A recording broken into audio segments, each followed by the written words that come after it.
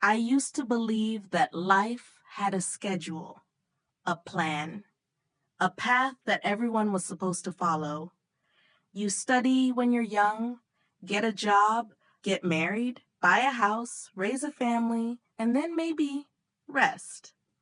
That's what I thought life was supposed to look like. But somehow, I never quite followed that path. In my early 20s, I was full of dreams.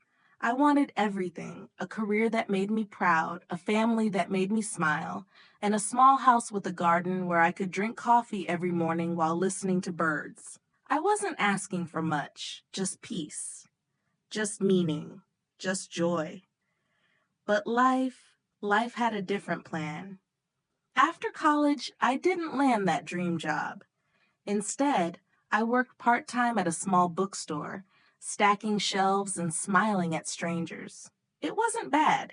In fact, sometimes it felt peaceful, but it wasn't what I wanted. I kept telling myself it was temporary. One day, I whispered in the mirror. One day I'll figure it out.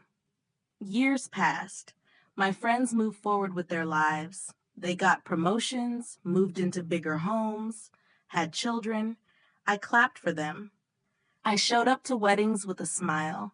I sent gifts when their babies were born. But when I came home, I sat in silence. I ate alone. I slept alone. And each morning I looked into the mirror and said, maybe tomorrow will be different. But it wasn't. Not really. Some days felt okay. Others felt heavy. I was alive, but not really living. I was working, but not building. I was moving, but not moving forward. And slowly, I began to believe something dangerous, something that steals joy from many hearts. I began to believe it was too late for me, too late to start over, too late to dream, too late to hope, too late to love. I told myself stories like, maybe I just missed my moment, or some people get everything and others don't, or this is just how it is. And I almost believed them. But life has a strange way of surprising us when we least expect it. It was a Tuesday, just another regular Tuesday. I had just finished work and decided to stop by the park on my way home. I liked the park in the evening. It was quiet, peaceful. I could sit on my favorite bench under the big tree and listen to the wind. That evening, someone was already sitting there. She looked lost in thought. She had a book in her lap but wasn't reading it, just staring at the pages, like the words weren't enough to distract her from whatever she was feeling inside. I almost walked away, but something told me to stay. So I sat on the other end of the bench. We didn't talk at first, just shared the silence. Birds chirped, leaves rustled, the sky turned golden. Then out of nowhere, she turned to me and said, "Do you ever feel like time is running faster than you are?" I blinked. I didn't know what to say, but I nodded. Because yes, that was exactly how I felt. And that was the beginning. Her name was Anna. She was kind, thoughtful, a little quiet, but when she spoke, her words carried weight. She had dreams too. Dreams she had buried because life got in the way. She was a nurse, working long hours, always giving, always helping, but rarely receiving anything for herself. And just like me, she had spent years wondering if her chance had passed. We started meeting at that bench more often, sometimes by accident, sometimes on purpose. We talked a lot about life, about regrets, about dreams we were too scared to say out loud. And somehow, in that quiet park, two people who had almost given up started to feel something they hadn't felt in a long time: hope. One evening, as the sky turned from gold to navy blue, I asked her, "Do you think it's too late?" She looked at me for a long time, then smiled and said, "It's never too late. That's the lie we tell ourselves to avoid trying." Those words hit me like sunlight after a long storm. It's never too late. They repeated in my mind for days. I started looking at life differently. I stopped asking, what if I fail? And started asking, what if I try? Anna and I started spending more time together. Not just at the park, but walking around the city, visiting old bookstores, trying new food, laughing like children at silly jokes. With her, life felt lighter.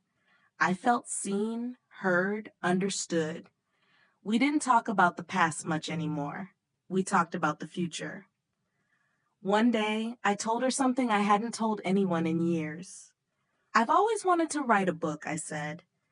She looked at me and said, then write one. I don't have the time. Make time. I'm too old to start. No, you're not. I wouldn't even know where to begin. Begin anyway.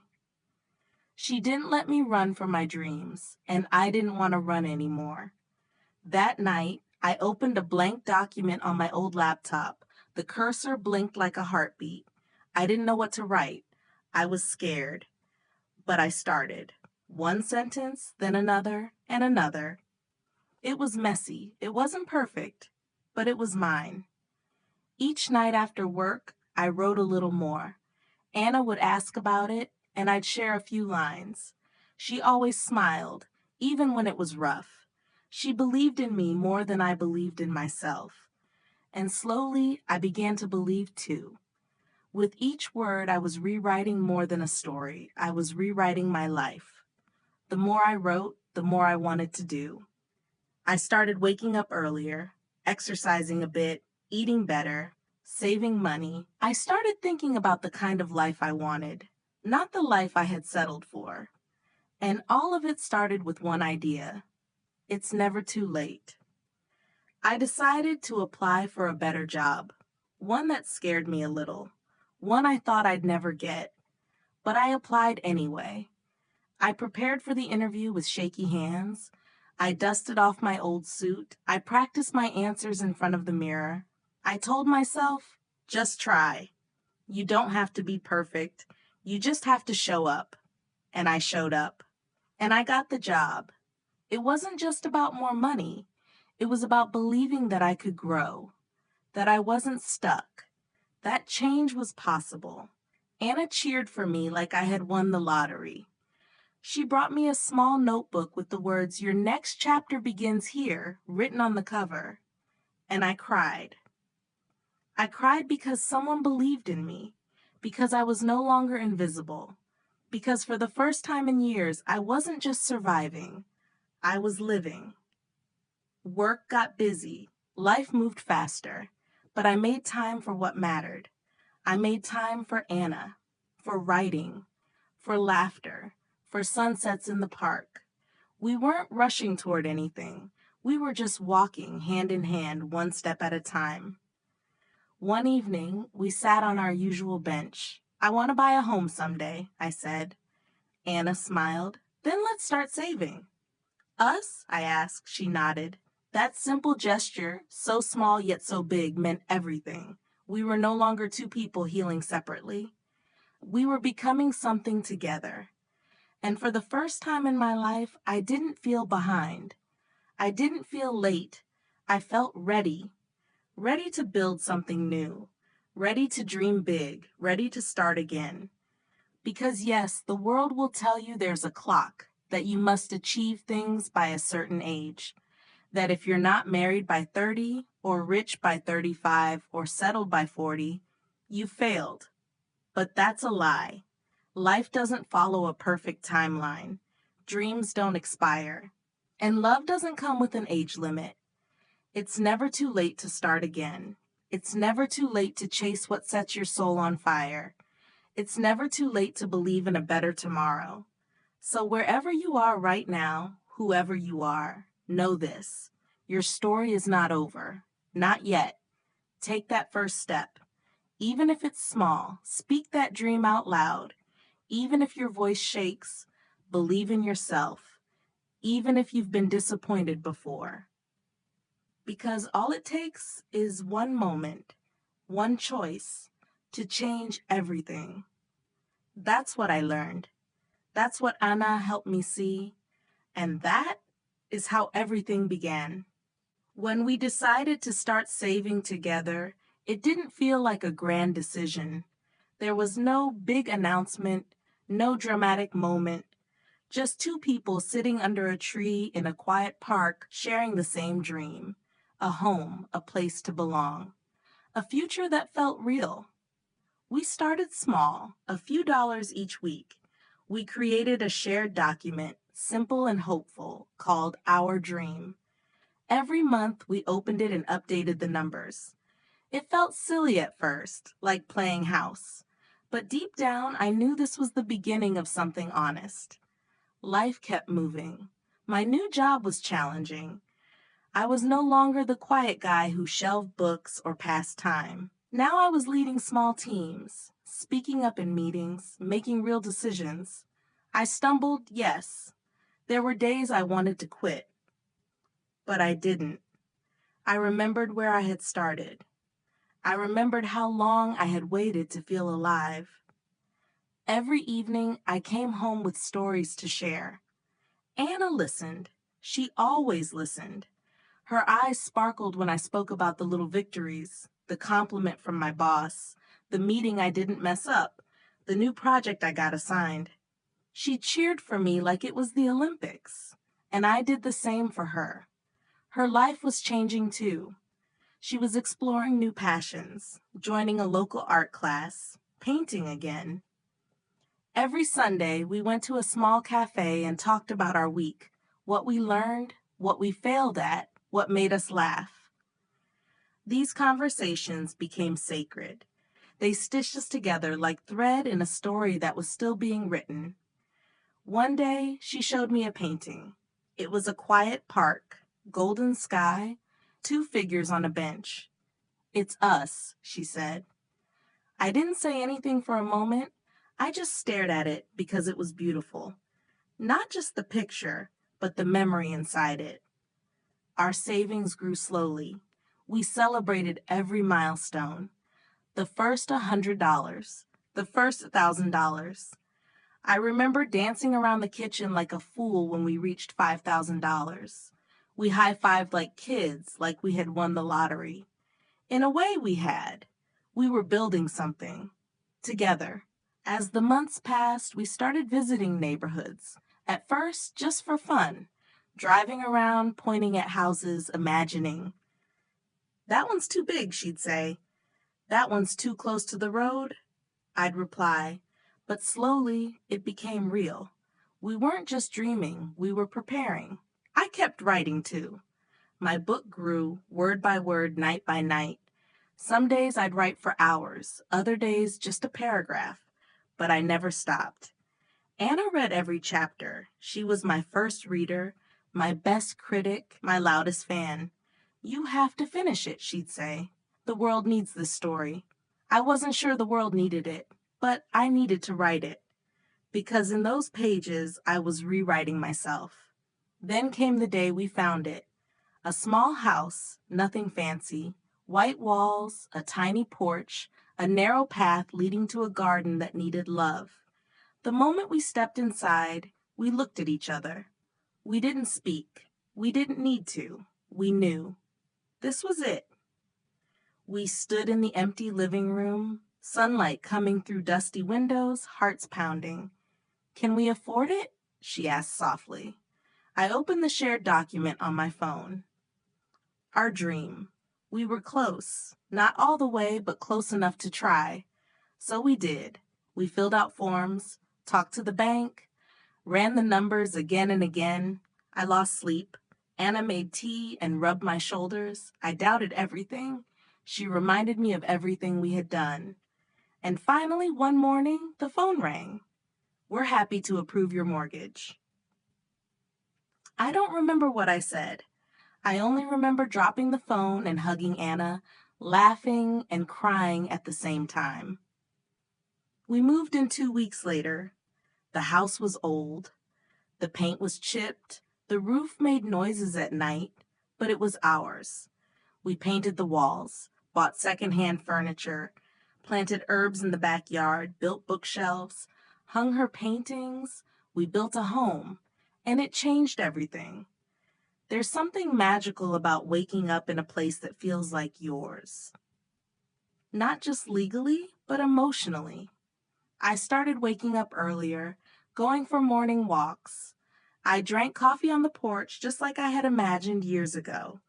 We cooked together, burned meals, laughed at our disasters, danced in the kitchen under yellow lights.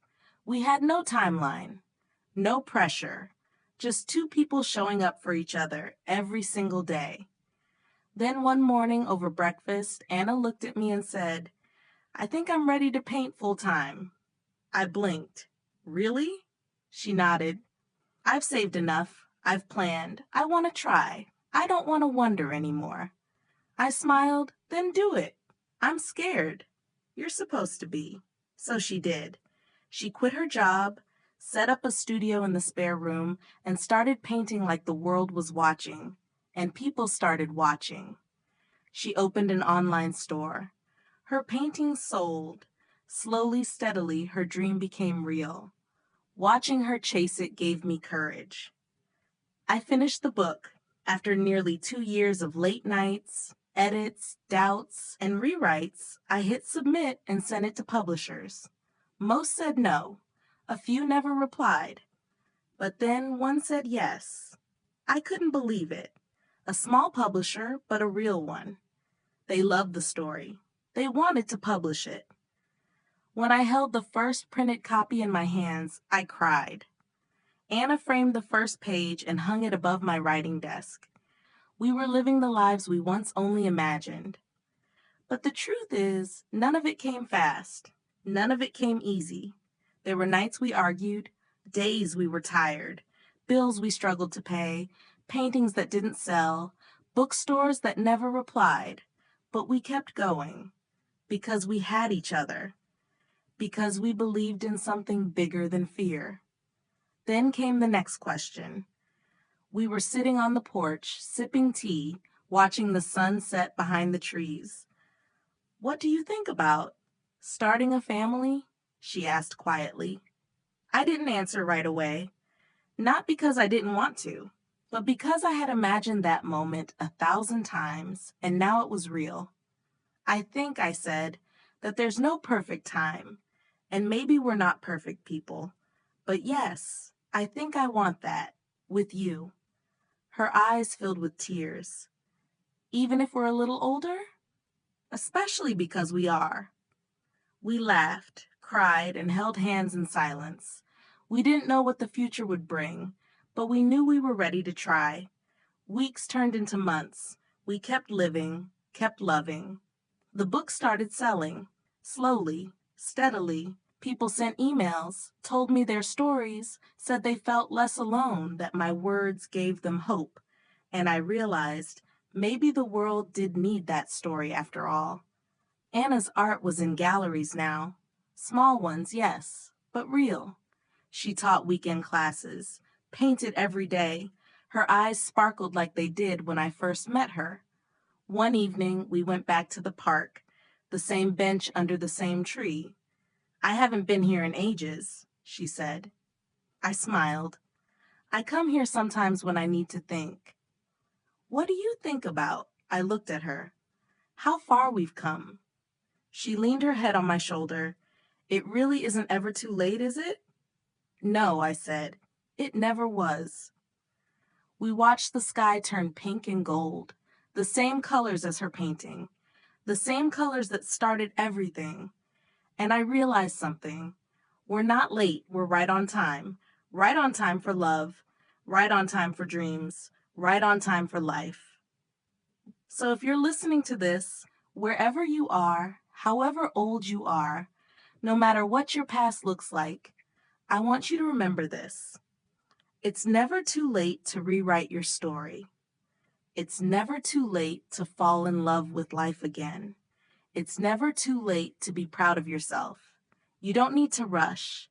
You don't need to be perfect. You just need to begin. One step, one dream, one sunrise at a time. Because the truth is, you are not behind. You are not too old. You are not too late. You are exactly where you need to be to begin. So begin now. Sometimes we believe we're too late, Too late to start over, too late to chase what we love, too late to feel alive again. But the truth is, we're not late. We're just waiting for the right moment to begin. And that moment can be today. If you've been holding back, if you've been thinking it's too late for you, this is your sign. Start now. Take that small step. Speak that dream out loud. Believe again, because it's never too late to be proud of the life you build. Never too late to feel joy, to find love, or to create something beautiful from where you are. Thank you for being here with me today. If this story touched your heart, don't forget to give it a thumbs up, share it with someone who needs to hear it, and hit that subscribe button so we can keep growing together. And in the comments, tell me, what is one dream you've been waiting too long to begin? I read every message, and I'd love to hear your story. Until next time, keep believing, keep dreaming, and remember, it's never too late.